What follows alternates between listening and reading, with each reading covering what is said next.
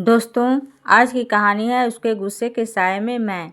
मेरी खामोशी ही बन गई मेरी दर्द की आवाज़। वो चीख कर हल्का होता रहा, मैं सहकर बिखरती रही। इस कहानी का शीर्षक है गुस्से की दीवारों में कैद एक पत्नी।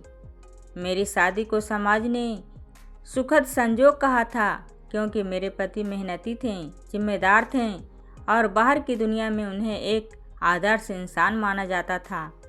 लेकिन उस आदर्श छवि के पीछे जो सच्चाई थी, उसे सिर्फ मैं जानती थी, क्योंकि मैं उस घर में रहती थी जहां हर सुबह गुस्से की आहट के साथ होती थी और हर रात डर और चुप्पी के बीच खत्म होती थी।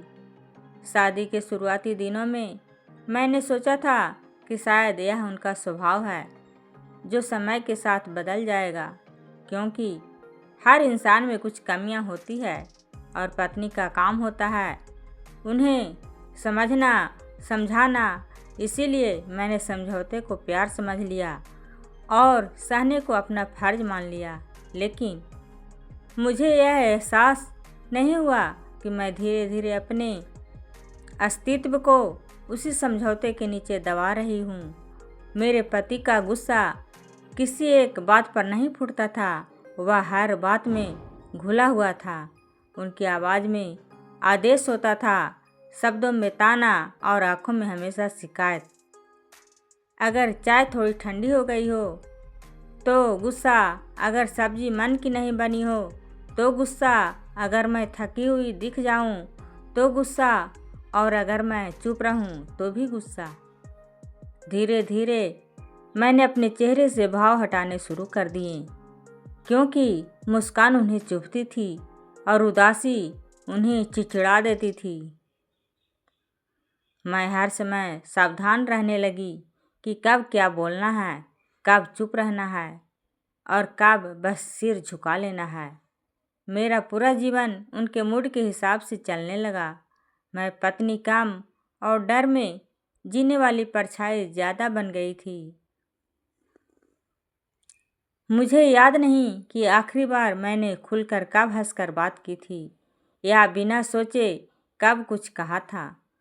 मेरे शब्द मेरे गले में अटकने लगे थे और मेरी खामोशी मेरी पहचान बनती जा रही थी। सबसे ज़्यादा दर्द तब होता था जब बाहर की दुनिया उन्हें बहुत अच्छा पति कहती थी, रिश्तेदार तारीफ करते थे, पड़ोसी मिसाल देते थे और मैं अंदर ही अंदर खुद को समझाती थी कि शायद गलती मुझ में ही है, क्योंकि अगर सब उन्हें अच्छा मानते हैं तो मैं ही गलत हूँ। इसी सोच ने मुझे और कमज़ोर बना दिया। मैं अपनी तकलीफ़ को भी अपराध समझने लगी।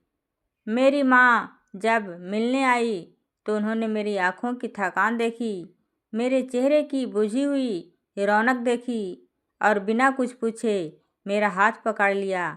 उस स्पर्श में इतना अपनापन था कि मेरी आँखें भर आई, लेकिन मैंने फिर भी कुछ नहीं कहा, क्योंकि मैं डरती थी कि अगर सच बाहर आ गया तो मेरा घर टूट जाएगा।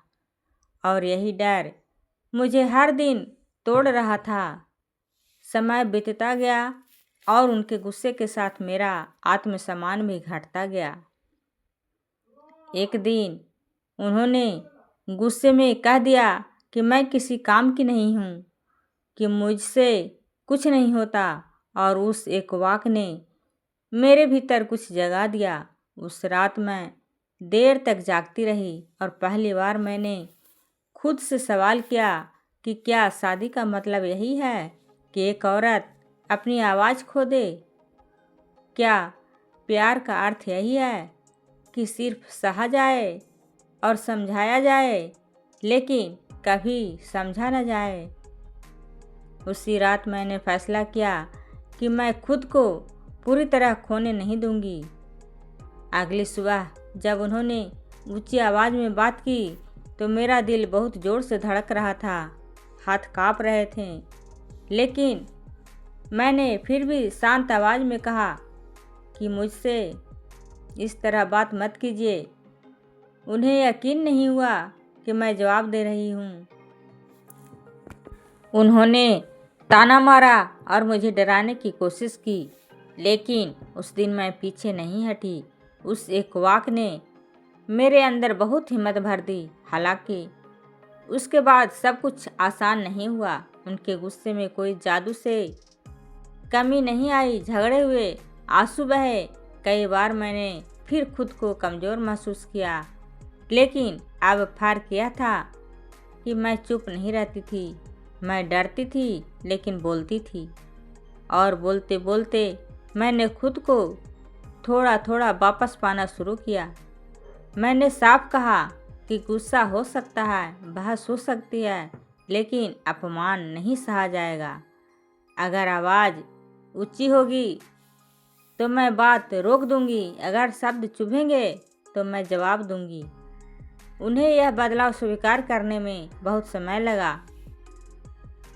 कई बार उन्होंने फिर वही पुराना रवैया अपनाया, और कई बार मुझे लगा कि शायद कुछ नहीं बदलेगा। लेकिन हर बार मैंने खुद को याद दिलाया कि अगर मैं फिर चुप हो गई तो मैं हमेशा के लिए खो जाऊंगी।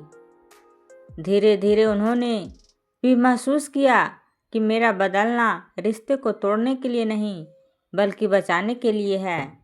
आज भी वह गुस्सैल हैं, यह सच है। उनका स्वभाव पूरी तरह नहीं बदला है, लेकिन अब उनका गुस्सा मेरी पहचान नहीं बनाता, क्योंकि मैंने सीख लिया है कि रिश्ते निभाने के लिए झुकना पड़ता है, लेकिन खुद को मिटाना नहीं पड़ता। औरत अगर अपने डर के साथ जीना सीख ले तो वह सिर्फ घर नहीं बचाती, बल्कि अपना अस्तित्व भी बचा लेती है।